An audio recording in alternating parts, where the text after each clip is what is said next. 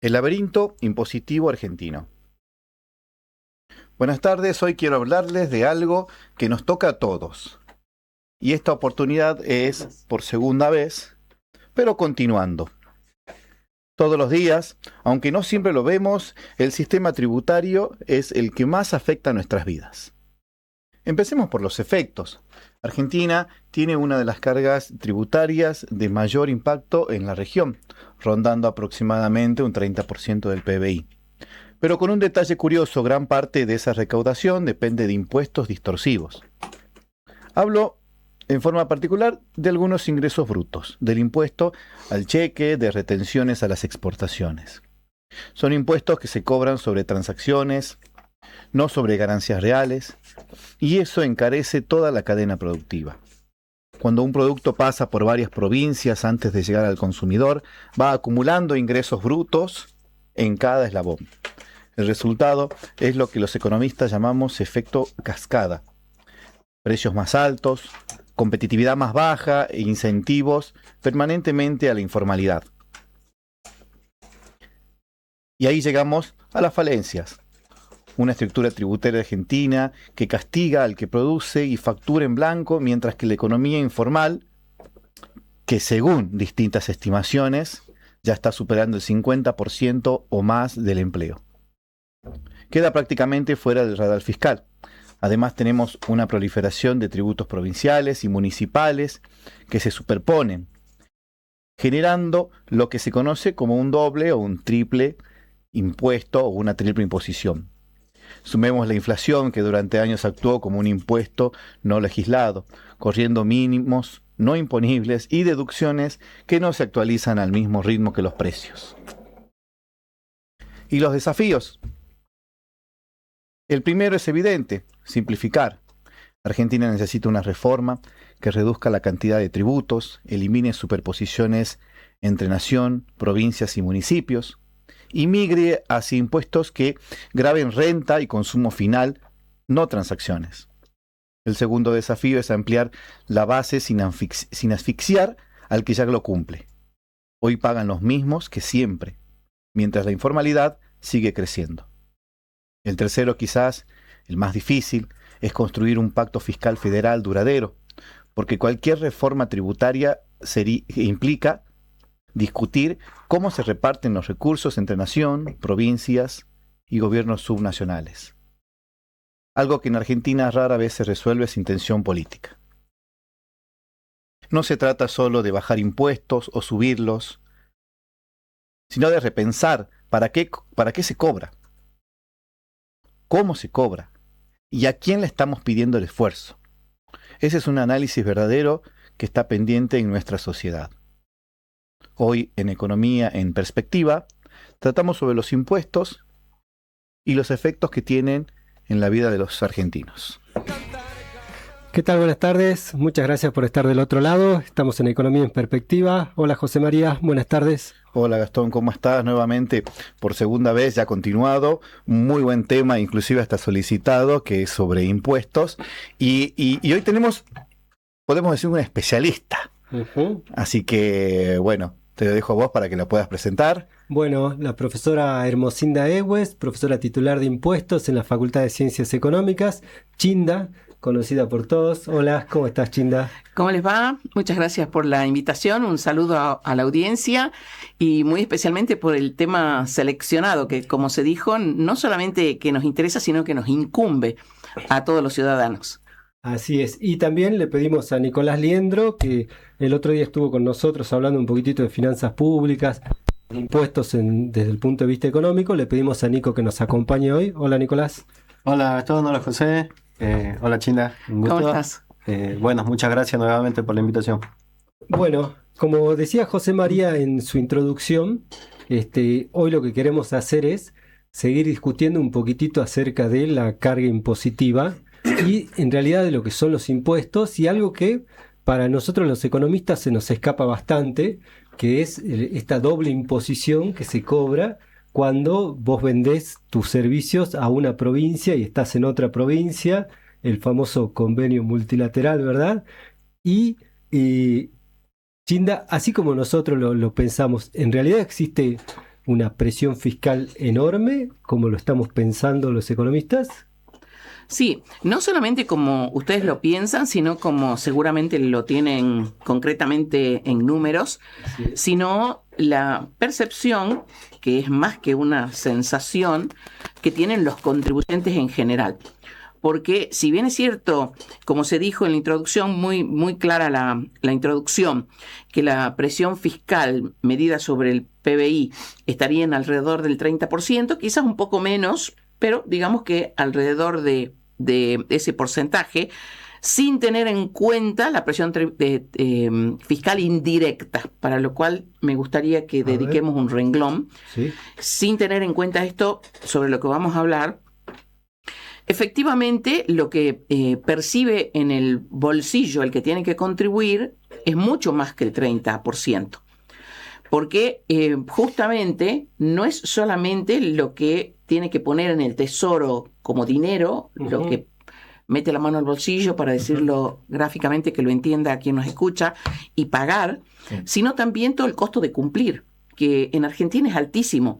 También se hizo un trabajo en el último tiempo al respecto, debemos ponderar eso, aún falta. Entonces, el costo de cumplir más el dinero efectivamente erogado está muy por encima de ese 30%. Hemos llegado a estar en el 50% y más, según distintas mediciones. Pero aunque estuviéramos en el 40%, es alto, es muy alto. Entonces, sobre eso, obviamente que tenemos que hacer algo. Y además, no solamente cómo está pensado el sistema tributario, digamos así, aunque tiene muchas críticas, y hay quienes hablan de apenas un régimen tributario y un conjunto de tributos que funcionan como pueden, porque armónico no tienen nada. Pero para resumir la explicación, digamos que es un sistema tributario. Desde el punto de vista de cómo se exterioriza la capacidad contributiva, no está mal pensado. El tema, porque la capacidad contributiva, que es la posibilidad que tenemos los ciudadanos de pagar, cada uno de nosotros, porque todos pagamos, aun cuando no estamos inscriptos todos frente al arca, todos, a medida que desarrollamos en el día hechos económicos o nuestras actividades, en cada cosa que compramos, probablemente tengamos no solamente el IVA, sino otros tributos, como ustedes estuvieron mencionando. Entonces, esa posibilidad de hacer frente al tributo está exteriorizada en la capacidad contributiva fundamental, que es lo que ganamos. Creo que esa es la principal, lo que cada uno de nosotros gana en las distintas actividades. Dentro de eso, que sería el ingreso, no todo ingreso debe estar grabado.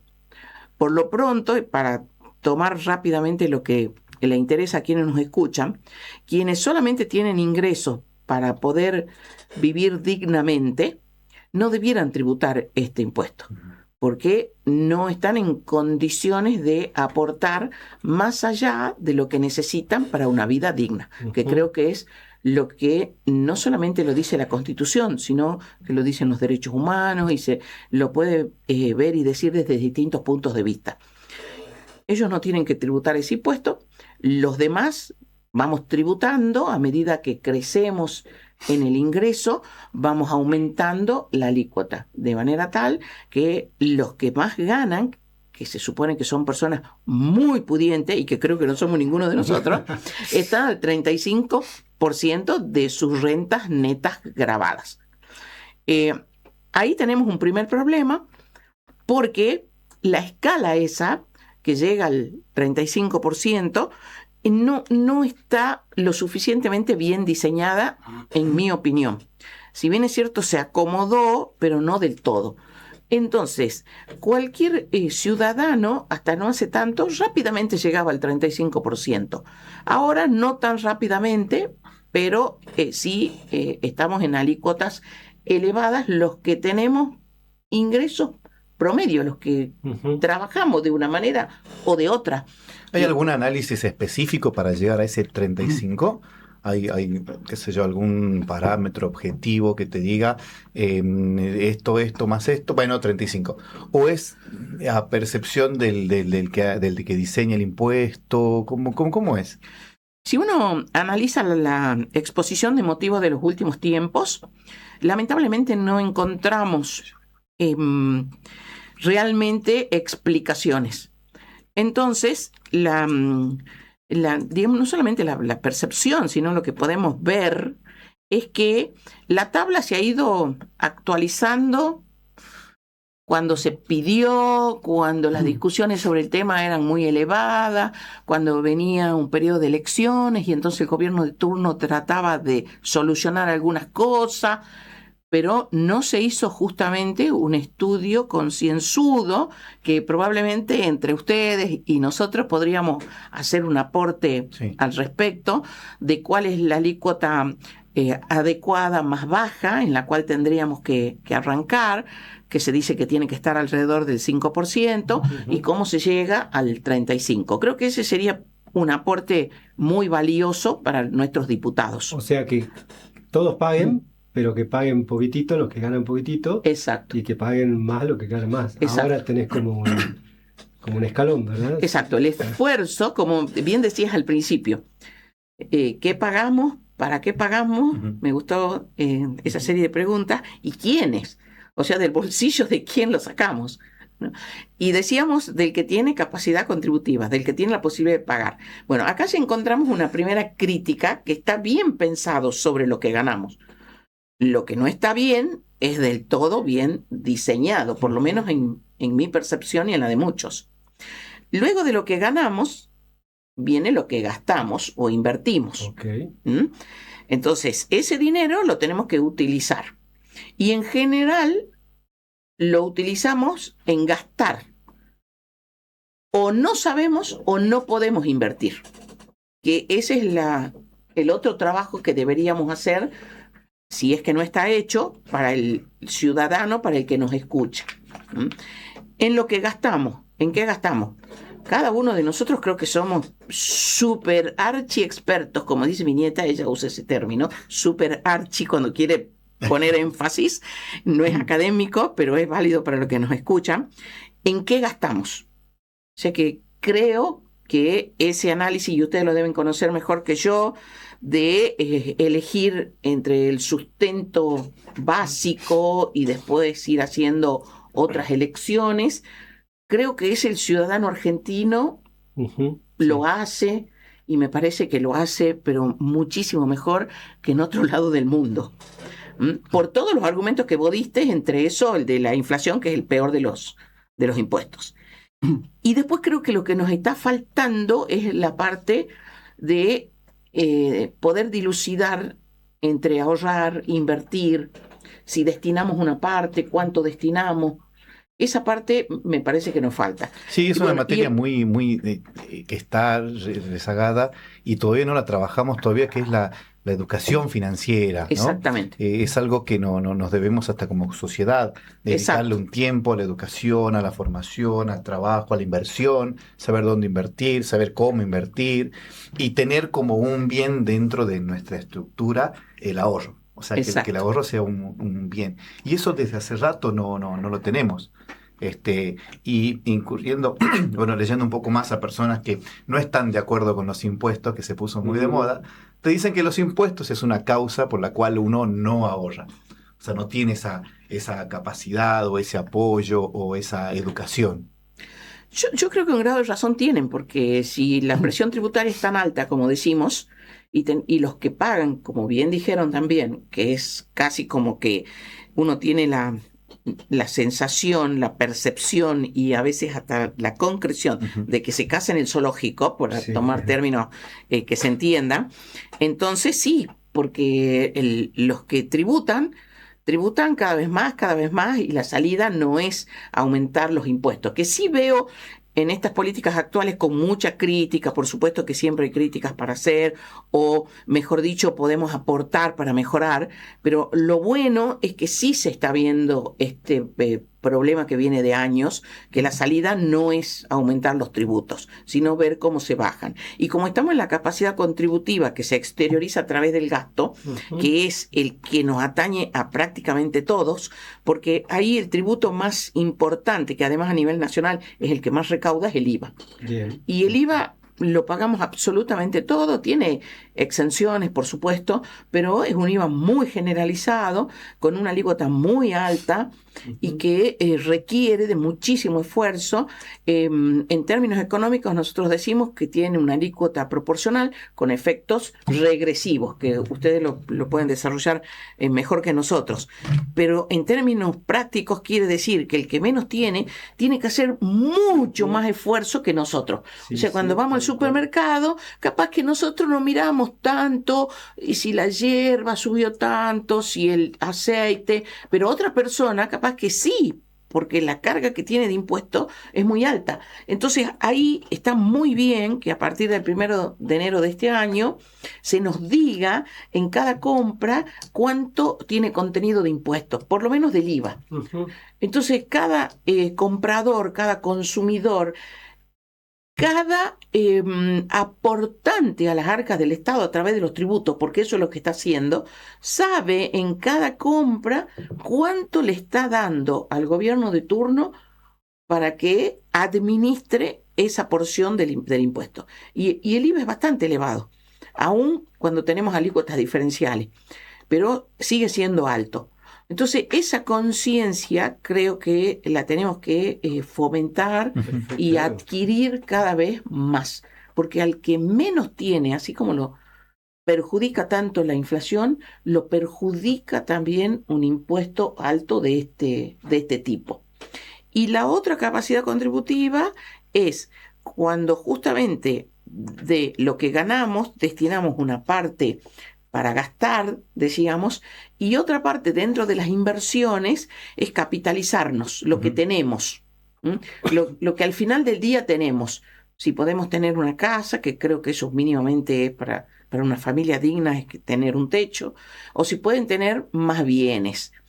Bueno, ese tributo que es muy criticado, hoy por hoy sí debemos decir que han aumentado tanto las bases que la mayoría de nosotros quedamos fuera.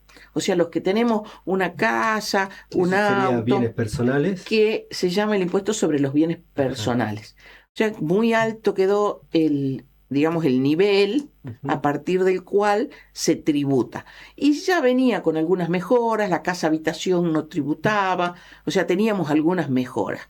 Entonces, en ese impuesto que se paga sobre lo que se tiene, me parece que ahí, dentro de todo, estamos mejor parados, que realmente tienen que pagar las grandes riquezas. Y alguien me dirá, bueno, sí, las grandes riquezas se organizan de otra manera, tienen sociedades, tienen fideicomisos. Tienen educación financiera también. Exacto.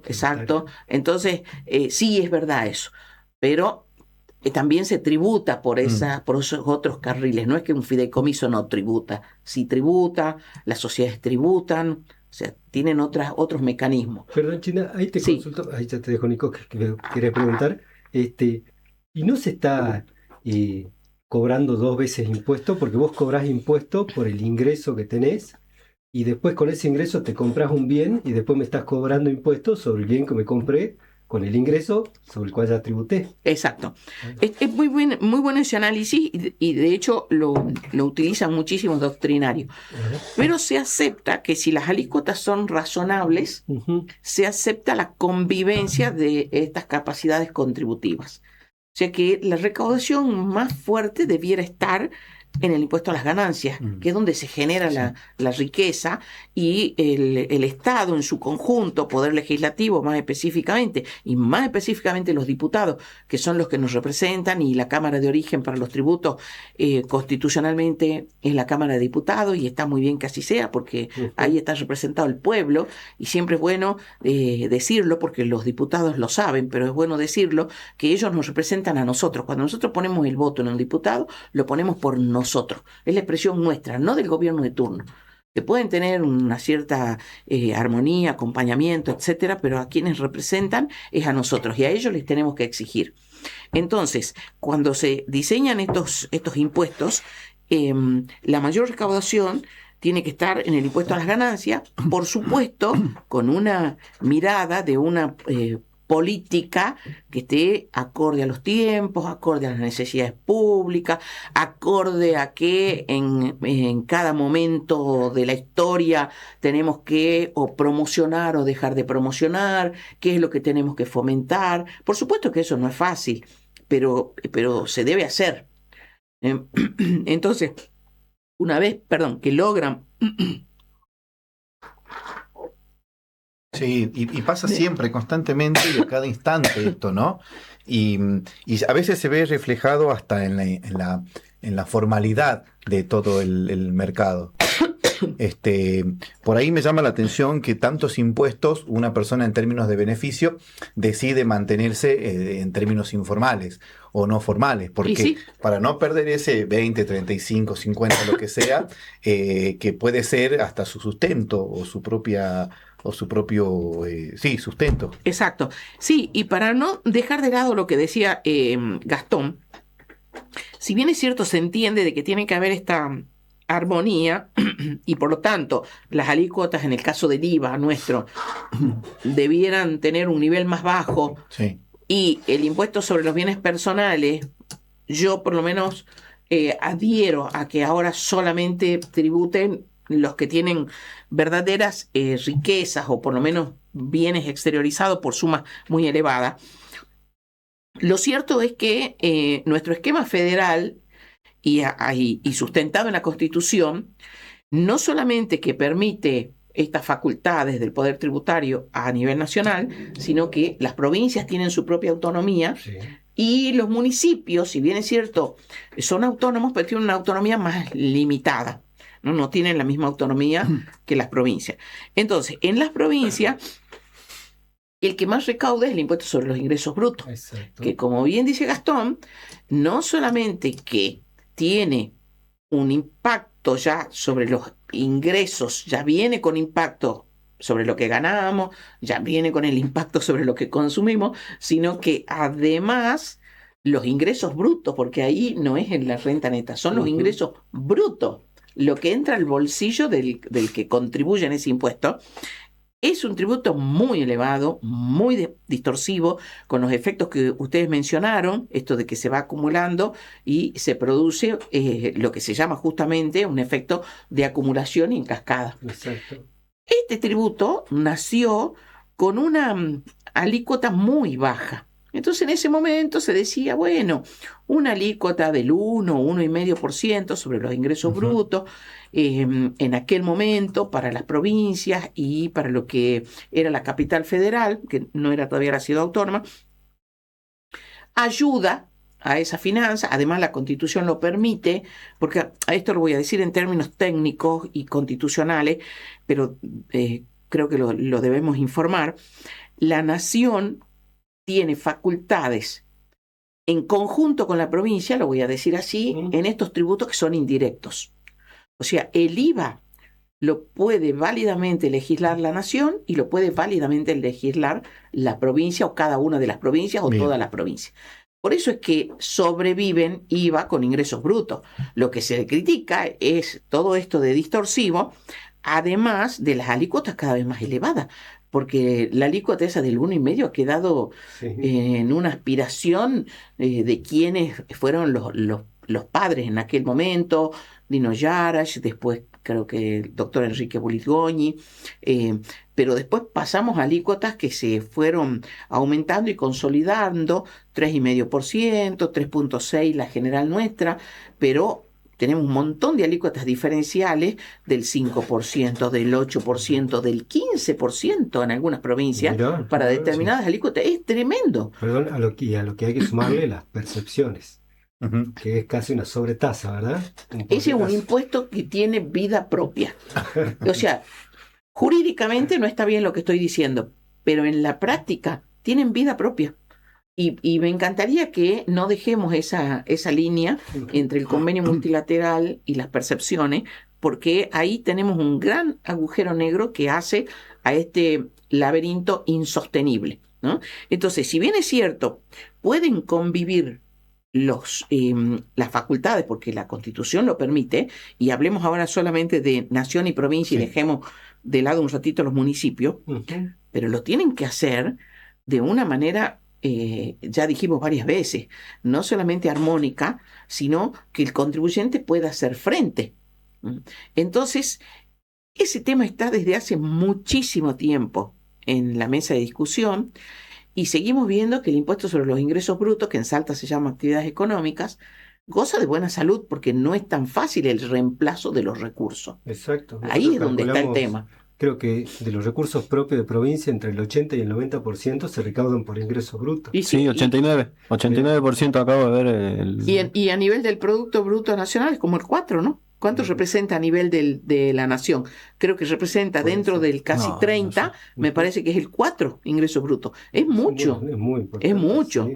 Y no es solamente distorsivo. Han hablado ustedes del impuesto al cheque, distorsivo. Lo que grava el comercio exterior, o sea, lo que mandamos al mundo, distorsivo. O sea, tenemos una gran cantidad de tributos distorsivos y también se dijo muchos tributos y la gente prefiere decir, mira, yo sabe que desconozco esto, me mantengo así, lo que se llama el enánimo fiscal, Sí, exactamente. que nadie me moleste. O le pido a mi contador, por favor, haceme pagar menos. Bueno, eso los contadores podemos hacer dentro de la ley. Dentro de la ley, todo fuera de la ley, nada. Como 150 tributos tenemos todavía. Exactamente. O sea, se han derogado muchos, se ha eliminado también, o no eliminado, sino disminuido la alícuota de otros, pero todavía entre nación, provincia y municipio, 150 es una barbaridad. Entonces, volviendo a la línea, decíamos, ¿pueden válidamente vivir estos tributos indirectos nacionales y provinciales? Sí, la Constitución se lo permite. Habría que reformar la Constitución. La Constitución le permite. Lo que pasa es que deben hacerlo dentro de las limitaciones constitucionales.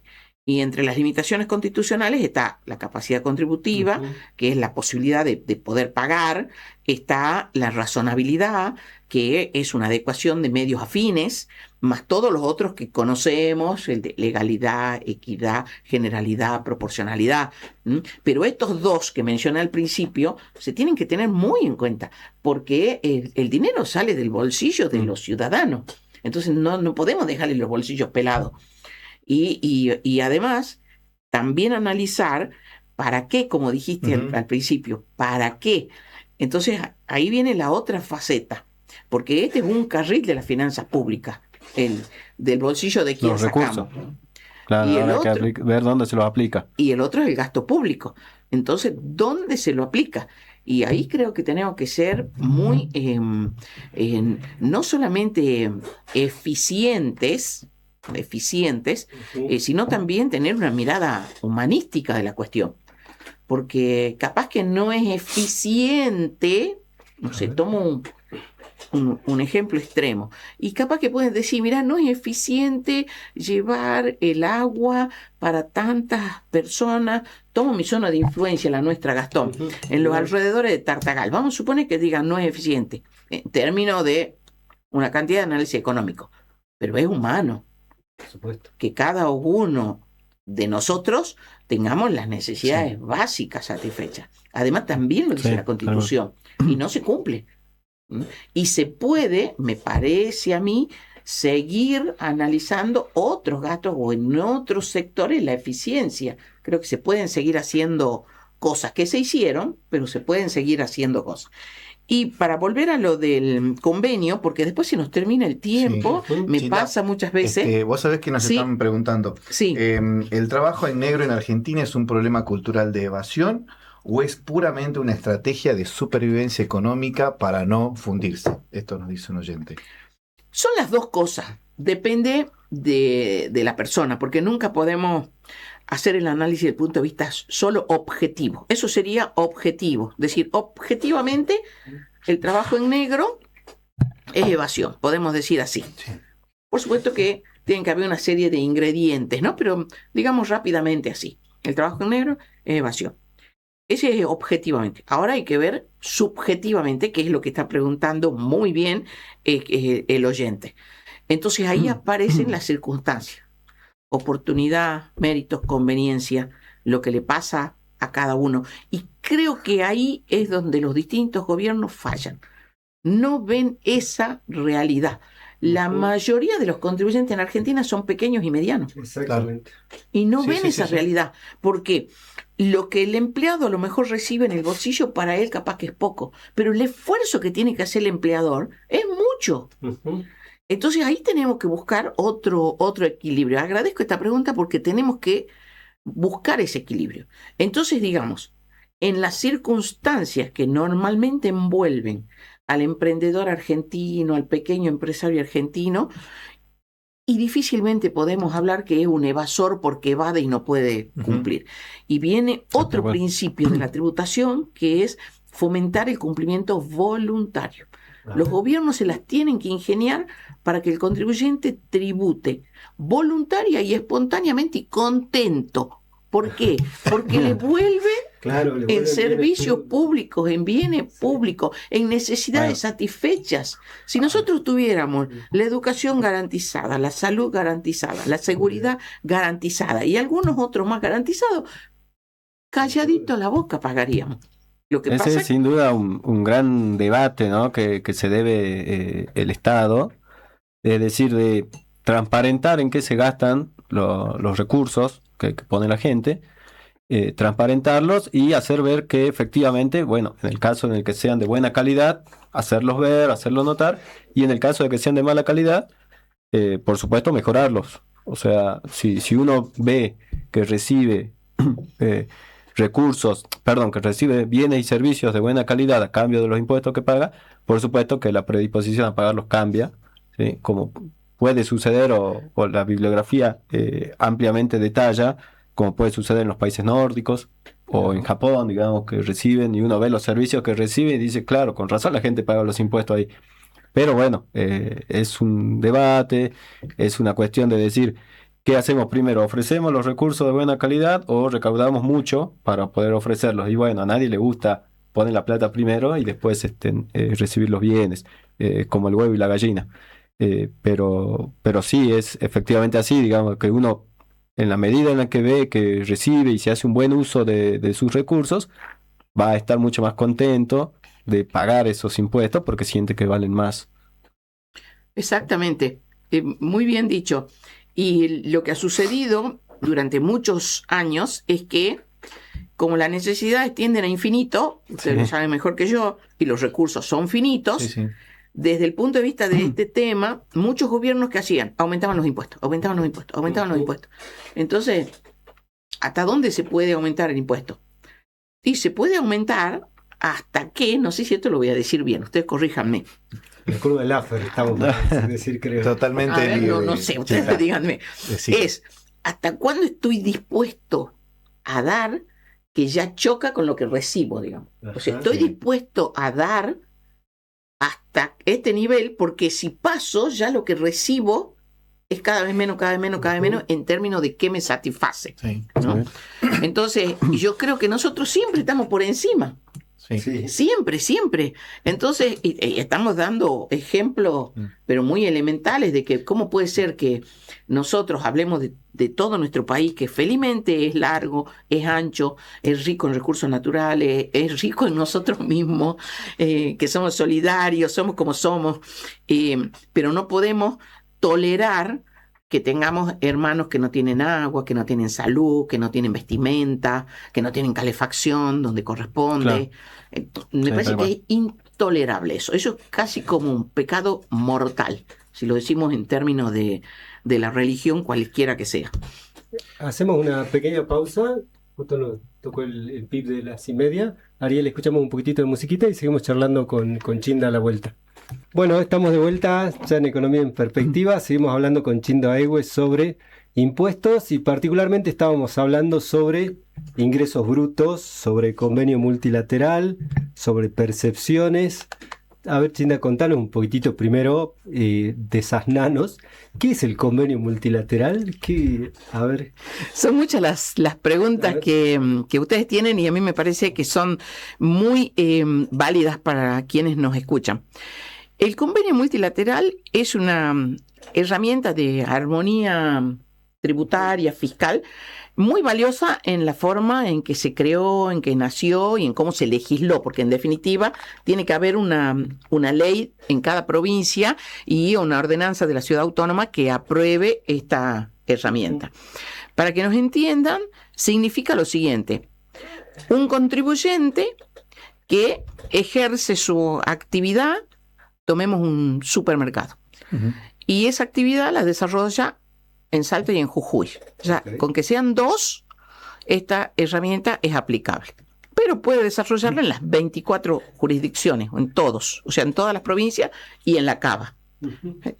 Entonces, ¿qué es lo que pensaron quienes idearon esta herramienta? El contribuyente es uno solo, pero todos pueden pretender sobre lo que recauda este contribuyente, que es uno solo. Entonces, Jujuy puede pretender gravarle sus ingresos brutos para la provincia de Jujuy, Salta para la provincia de Salta y así multiplicado.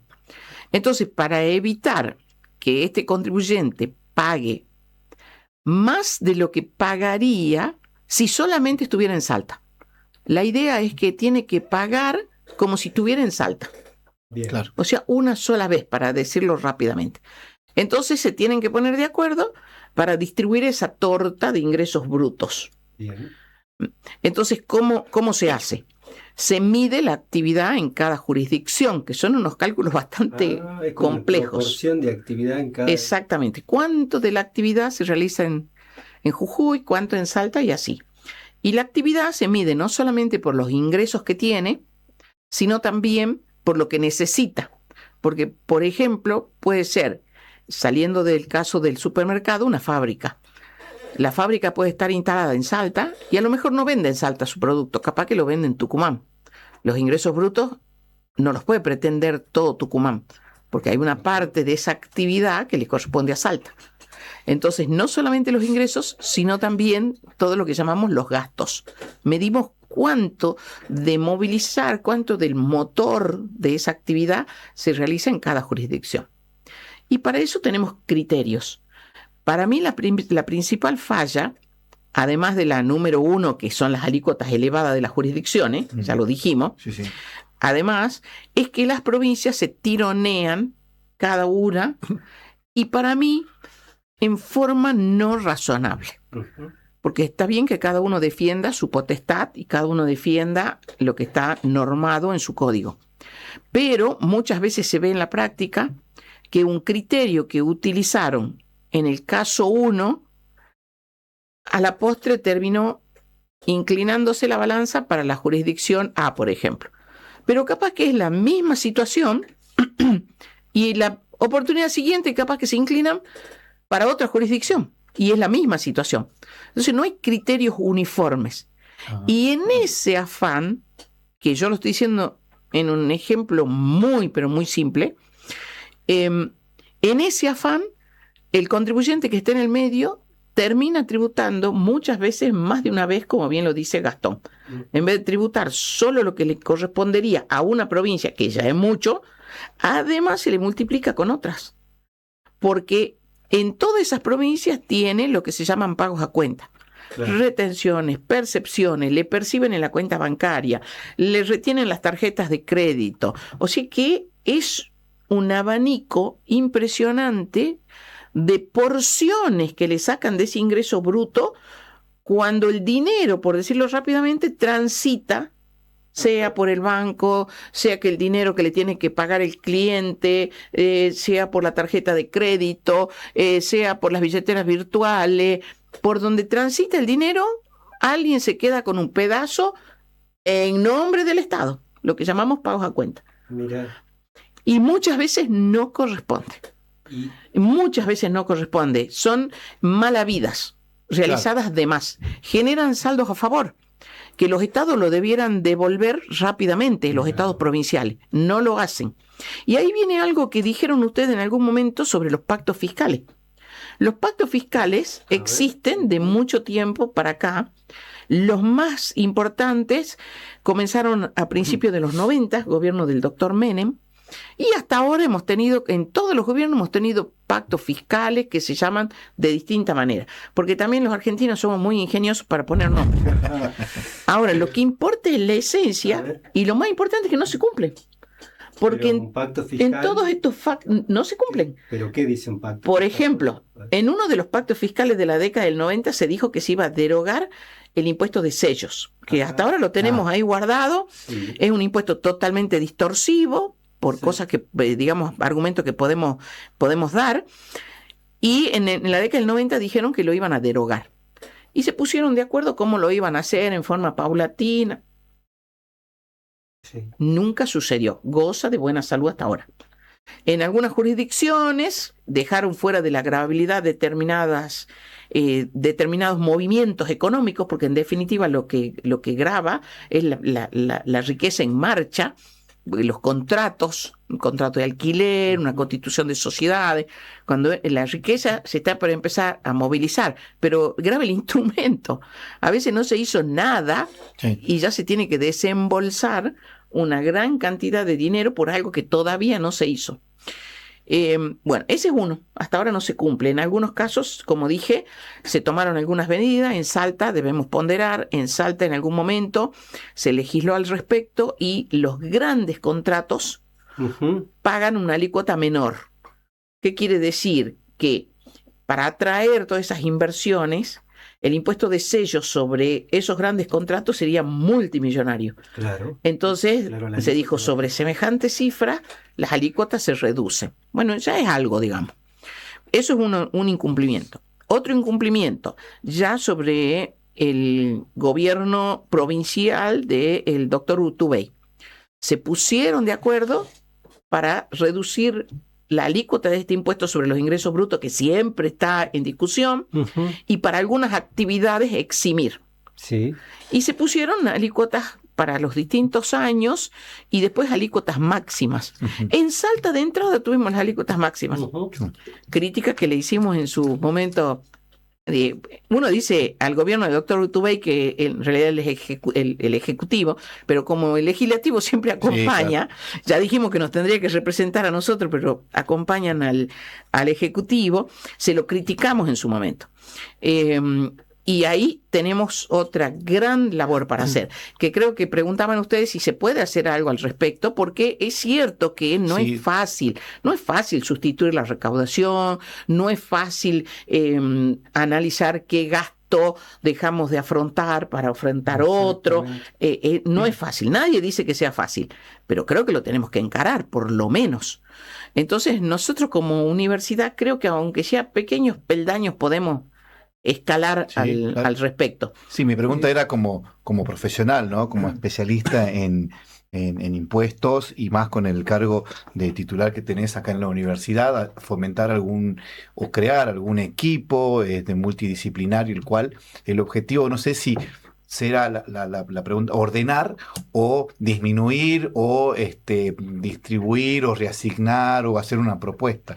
Sí, Por ahí venía. yo creo que siempre se puede. Sí. Yo les tiro a la mesa y a ver quién recoge el guante, porque algo tenemos que hacer. En la provincia el gasto público está prácticamente segmentado, ustedes lo deben saber mejor que yo, en educación, salud Sí, y sí. seguridad. Eso Sí, acumula sí. el 90%. Gasto de consumo. Sí, el sí, sí. 90%. Educación solo y salud se llevan Exacto. el 80%. Bueno, entonces tenemos que ver si ahí se puede hacer algo o no, o si realmente ese nivel es adecuado, o si podemos ser un poquito más eficientes en ese tema, ¿qué podemos hacer al respecto? ¿No? Ese es un punto. Yo me ofrezco, porque además nosotros como universidad tenemos que Sí. poner al servicio de la sociedad investigación concreta, se nos exige, no solamente porque lo debamos hacer por propia convicción, sino además porque la sociedad lo requiere, y además si vamos un poquito más allá, la CONEAU nos requiere para acreditar las carreras que nosotros mostremos qué hacemos en investigación. Tal cual. Además, Así- por suerte en la universidad tenemos la posibilidad esa de tomar distancia de lo coyuntural y poder charlar un poquitito más lo estructural, lo que a veces el hacedor de política o el político no puede ni decirlo porque está en un cargo. Exacto. En cambio, tenemos esa independencia. Cindy, te quería hacer una consulta, nos están llegando varias consultas, pero acá hay una de, evidentemente, un escucha bastante experimentado en este tema. Te la leo, es un poquito larga. Sí. Hace referencia, ya que estuvimos transitando lo lo nacional, lo provincial, a lo municipal. Dice, los intendentes se amparan en la autonomía municipal consagrada en la reforma del 94, que les da derecho a dictar sus propias cartas orgánicas y financiarse. Sin embargo, el criterio judicial de la Corte Suprema de Justicia de la Nación viene siendo muy fuerte. Frena los nuevos tributos municipales cuando hay analogía, es decir, cuando el municipio inventa una tasa que cobra exactamente lo mismo y de la misma forma que ya cobra la provincia. Eso se considera doble imposición y es ilegal. Así Tenemos, por ejemplo, Tienes razón. Así dice la Corte Suprema de Justicia de la Nación, y no lo dice de hoy, lo dice desde hace muchísimo tiempo y lo dice reiteradamente. Es cierto también que la reforma del 94, yo ya lo había dicho antes, concretamente en el artículo 123 de la actual Constitución Nacional, lo debe tener muy, muy claro el oyente, y le agradezco la pregunta, consagra la autonomía. Pero, no me gusta mucho la palabra pero, aunque viene gráfica, pero el mismo artículo 123 dice, con las limitaciones y el alcance que le den las constituciones provinciales. A ver, ¿cómo es eso? Entonces, consagra la autonomía, Ajá. pero de acuerdo a la piolita que le deje más corta o más larga a la provincia respectiva. Mira vos. Vamos a la provincia de Salta. A ver. Provincia de Salta que la reforma en este punto fue del año 86. O sea que es anterior a la reforma del 94. Esta que voy a mencionar ahora. En el año 86 se reforma la Constitución Provincial y allí se consagra la autonomía, vive el federalismo, creo que todo lo ponderamos. El tema es que este tema arranca en la Constitución Provincial, si mal no recuerdo, en el artículo 170. Y un poquito más adelante debe ser 173 o 175 de la Constitución Provincial, si el oyente lo puede ir chequeando, nos ayuda. Ayuda mucho la tecnología, ¿no? ¿Qué dice? En este capítulo o en esta parte de la Constitución provincial de la que estamos hablando, de la provincia de Salta, se refiere a los municipios. Y ahí consagra la autonomía municipal. Okay, bien, hasta ahí, fantástico. Creo que ya lo dije, lo reitero. Pero, ahí viene el otro pero. Cuando este 173 o 175 dice cuáles son los recursos municipales, dice, serán recursos municipales. No dice, los municipios tienen potestad tributaria, que sería lo correcto. Dice, serán recursos municipales. ¿Sabes por qué lo redactas así? Ahí nomás hay una crítica. Y bueno, vamos a lo que todos sabemos que son los recursos municipales por excelencia, pero que son lo que llevan a este problema que bien se describió. Las tasas. Ajá. Dice las tasas. Y no hace mayor apreciación la Constitución. Las contribuciones de mejora, que se usan poco, también es un capítulo aparte. Y después dice, el impuesto inmobiliario urbano, ahí está. Ese es un impuesto, y el impuesto automotor. En realidad lo menciona de otra manera, dice erradicación de automotores. Otro inciso que queda en el medio, está medio perdido. Y cualquier otro impuesto que por ley se le asigne. Año 86, cualquier otro impuesto. ¿Ustedes conocen otro impuesto en los municipios fuera del inmobiliario y del automotor? Ninguno. Entonces, ¿le vamos a echar la culpa a la Corte? ¿O nosotros tenemos que analizar si hay algún otro impuesto que válidamente pueda cobrar el municipio? Y la respuesta tal vez surja diáfana y rápida en función de esa jurisprudencia reiterada de la Corte, porque nosotros tenemos otra herramienta que también es de armonía de nuestra, digamos, organización, que es una organización compleja, y es el régimen de coparticipación, que es otra ley. Bueno, ahí está. Y la coparticipación limita, en su artículo 9, limita qué pueden hacer válidamente las provincias, qué pueden hacer, en función de eso, qué pueden hacer válidamente los municipios. ¿Y qué pueden hacer válidamente las provincias? Legislar sobre tributos que no choquen con otros que tengan la misma naturaleza, la misma base que ya tenemos a nivel nacional.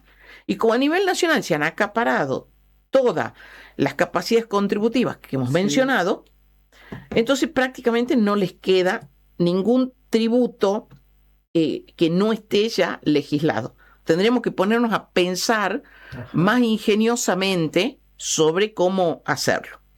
¿Qué le queda entonces a los municipios? Si no tienen otros tributos más que estos dos, que también pasa a parte de cómo los recaudan, también podemos ahondar sobre eso. ¿Qué pasa con las tasas? No dice nada la Constitución provincial, dice las tasas, pero está muy bien que no lo diga, porque la esencia de las tasas no solamente que está desarrollada por la doctrina, sino lo más importante para el caso nuestro, que la Corte, que es el intérprete máximo, ya nos dijo cuáles son los requisitos de las tasas. Bien, claro. Y las tasas tienen que cumplir con un principio fundamental, que es que se preste un servicio organizado e individualizado en aquel al cual estoy pretendiendo cobrar. Claro, alumbrado y limpieza, ponele. Alumbrado y limpieza. Y está muy bien ese ejemplo. Alumbrado y limpieza o recolección de residuos, por ejemplo. Pero tiene una Entonces, contraprestación directa esa tasa. Exactamente. Esa es la diferencia. Exacto. Pero le hacemos un agregado, está muy bien sobre todo el de recolección de residuos. El municipio lo tiene organizado, sea que lo tenga propio, sea que lo tenga tercerizado, pero lo tiene organizado. Sí. Y lo brinda. ¿Cómo lo brinda? Como cualquier otro servicio público, que tiene que ser generalizado, que tiene que ser continuo, que tiene que ser uniforme, etcétera. ¿Qué significa eso? No que el basurero, perdón que lo diga de esta manera, me refiero al camión, ¿no? El camión que recoge, al camión que recoge la basura, no es que esté a disposición nuestra en la vereda de nuestra casa o en la calle, no, sino que significa que cada tanto pasa este camión, y puede ser que en mi casa pase el lunes, miércoles y viernes, capaz que pase a las 10 de la noche, en tu casa capaz que pasa por la mañana, eso significa. Ahora, yo puedo, cada vez que pasa, poner la basura en el contenedor de la vereda, en el canastito de la vereda, o puedo no ponerlo. O sea, la prestación del municipio hacia el usuario tiene que ser real. No puede ser potencial.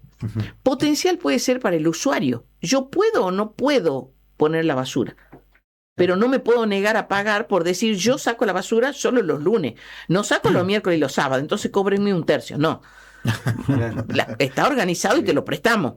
Lo que pasa es que vos usás de manera potencial. Pero los municipios pretenden de que sea potencial también para los municipios. Y entonces pasa a cometer desde yo creo que con buena fe, uno no puede pensar que actúan con mala fe, o es error, o es falta de conocimiento, o es la extrema necesidad que también tienen los municipios, porque necesitan los recursos. Entonces en ese camino, y bueno, echan mano a las herramientas que creen que están bien. Entonces cobran por servicios que no prestan, que ni siquiera están organizados, también tasas excesivas. Son los principales defectos que se cometen. Hay otros más, como no publicar, como aumentar las alícuotas, porque me ha pasado en algunos casos que el contribuyente va a pagar la que sería la que nosotros llamamos la TIS acá, que es la tasa que alcanza al comercio, a la industria y a los servicios. Entonces eso paga el comercio en general, que probablemente le esté preocupando a quien nos pregunta, y entonces esa tasa tiene que estar organizada, se le tiene que brindar el servicio que indica, no tanto el título, porque no importa el título, importa cuál es la esencia. Entonces, sí, el cobro de la tasa es por brindarte seguridad, higiene, salubridad. Entonces, el municipio tiene que demostrar que hace eso. Tiene que demostrar que va al edificio de este contribuyente o al salón de ventas de este contribuyente y mira si tiene la salida de emergencia, si tiene marcada la escalera, en fin. Y que además tienen que ser servicios que no se superpongan con otros. Perdón, China, y ahí creo que el mismo oyente nos retruca y nos dice qué herramientas reales tiene un comerciante o un vecino común para plantarse y no pagar una tasa municipal que considera un invento ilegal solo para recaudar. si bien ya tiene hasta una valoración por detrás, capaz que nuestro oyente es comerciante, seguramente como muchos la está sufriendo. Sí. Un contribuyente puede decir, bueno, no, porque en realidad vos me estás cobrando la TIC, pero nunca vino el inspector y me estás cobrando por cobrarme. Excelente, le vuelvo a agradecer la pregunta. En el caso de él y en la suposición tuya de que es un comerciante, el que tiene que demostrar que ha prestado los servicios es el municipio. Se tiene que defender. Se tiene que defender y lo puede defender un contador público matriculado, en este caso no necesariamente un abogado, porque a nivel de, que me perdonen los primos hermanos, pero también defiendo mis incumbencias, a nivel de administración puede válidamente actuar un contador público. Entonces se tiene que defender. ¿Y qué tiene que decir? Que le están cobrando por algo que no le han brindado. Y quien tiene que poner la prueba sobre la mesa es el municipio. También lo dijo la Corte. Perfecto. El que tiene que probar con actas, con cómo fue, cuando usted fue que revisó. Claro. Bueno, eso lo tiene que probar el municipio. Y además... Perdón, Chinda, que si no lo prueba, el comerciante tiene la de decir, bueno, entonces no te pago. Exacto. O devuélveme. Sí, exacto. No puedo creer. No estamos enterando. Sí. Exacto. Sí. Muchos casos, ¿no? ¿Qué sucede? Los inspectores llegan al local solamente para intimarle una deuda porque ven en el sistema que no ha pagado. La experiencia que tenemos del último tiempo es esa. Se presentan en el local y le dicen que yo supongo que lo vieron en los sistemas que tienen, que el comercio tal no pagó. Entonces lo intiman por los periodos no prescriptos. Primera cuestión. Si en los periodos prescriptos no vino nunca, que los periodos no prescriptos para un comerciante que se inscribió en la municipalidad son 5 años. Por la forma de contar, a veces se hacen 6, pero digamos 5 años. Le intiman los últimos 5 años. No tiene que pagar un centavo si no le han brindado el servicio. Que en el caso del comercio, el municipio tiene que haber ido en cada uno de esos años a hacer estas revisiones de las que hablamos. Porque si hicieran las revisiones no tendríamos Cromañón, no hubiéramos tenido Cromañón. Bueno. Por ejemplo, ¿cómo era posible que las salidas de emergencia estaban bloqueadas? ¿Dónde estuvo el municipio, que es el primero que tiene que mirar eso? ¿No? Además de otros que podrían haber revisado también. Bueno, pero lamentablemente se tiene que defender, o sea, tiene que contestar. No se puede quedar de brazos cruzados y decir, no vinieron nunca, yo no le pago. No. Tiene que contestar. Y tiene que contestar diciendo, y ahí viene la ayuda, el asesoramiento en este caso, puede hacerlo perfectamente un contador matriculado, la respuesta de por qué no es válido. Y pueden haber otros argumentos, ¿no? Pero así como él lo describe, el principal es que no le han brindado el servicio. Lo mismo pasa en determinados barrios donde si nunca tienen alumbrado público, si nunca pasa el recolector de residuos, y esas 2 tasas no las tienen que pagar, porque no tienen la prestación que se le está cobrando por alumbrado público y por recolección de residuos. Yo que sepa, en Salta eso no ha pasado, pero sí sé de otros municipios en otros lados del país donde los vecinos pusieron el grito en el cielo porque pretendían cobrarles una tasa que en verdad era como, creo que él dijo virtual, no me acuerdo qué término usó el oyente. Así que y viene bien para otro tema en el que yo estoy trabajando, no sé hasta dónde llegaré, justo eso pero te iba estoy a preguntar, trabajando. ¿En qué andas? Justamente en los derechos de los contribuyentes. Mira, ahí en ese tema. A ver, contanos un poquito. Estoy en ese tema, pero si me convidan un mate. Sí. Sí, dale. Sí. Después les dije también Contanos del un compre poco. salteño, ¿no? A ver, contanos un poco del compre salteño, que hoy por hoy con lo de minería y los proveedores mineros está muy en boga, Sí. que parece que hay una discusión grande de que los servicios debieran de ser, tal vez es natural, ¿no? Pensar del lugar donde está la explotación económica, pero del otro lado se para un empresario y te dice, bueno, pero yo necesito un geólogo experto en tanto, y no hay, entonces lo tengo que buscar afuera. Y echa la ley, echa la trampa. También nos enteramos nosotros en nuestros pequeños relevamientos de minería que a veces se ponen requisitos que no se encuentran en el lugar para Sí. poder contratar una empresa con la que ya trabajaste en otro lugar. En el sur estabas trabajando en una compañía, entonces como que armás la convocatoria para eso. Bueno, Bien. perdón, contanos algo de eso. Bueno, ¿cuál era el otro tema? Ahora me enganché con este. ¿Perdón? ¿En qué andas? ¿En qué andas Ah, estudiando? claro. ¿En qué andas investigando? Mirá, le estaba haciendo negación a la revelación. Justamente estoy tratando de elaborar algo sobre los derechos de los contribuyentes que están excelentemente plasmados por los constituyentes. Están en la Constitución Nacional, están en la provincial, están en las cartas municipales. Pero para decirlo rápidamente, en los términos reales, que hemos hablado muchas veces de eso, el contribuyente no lo percibe. Claro. Están vulnerados y no ve que se los defiendan, porque están los resortes para defenderse. Por ejemplo, en el caso que acabamos de decir, ¿qué le dije yo? Que él tiene que contestar, que tiene que recurrir a alguien que lo asista, y ni hablemos si tiene que pasar al tramo judicial. Ahí sí tiene que realmente buscar un profesional del derecho, y tiene sus costos, obviamente. Que el costo es para todos, porque en ese caso que él dice, vamos a suponer que le vaya mal en la parte administrativa, que es bastante probable, porque la administración suele no reconocer sus propios errores. Entonces va a tener que ir a la etapa judicial. La etapa judicial tiene una cantidad de inconvenientes. Algunos de esos están en que tiene que pagar para poder recurrir. Hay herramientas para no hacerlo, pero tiene que pagar. Es un instituto que se llama del solve et repete, que significa pague, y si después usted tiene razón le van a devolver el dinero. Primero pague y después... Sí, pero vamos a suponer de que el municipio pierda la disputa. Lo mismo hay que pagar honorarios de abogados. ¿Y quiénes lo pagamos? Claro. Entre todos. Claro, Entre última todos, instancia, entre todos. Entonces siempre termina alguien pagando los platos rotos. Lo que yo pretendo con esto es que tengamos resortes como rápidos, como automáticos. Hoy tenemos la inteligencia artificial, que es una herramienta que la tenemos que utilizar.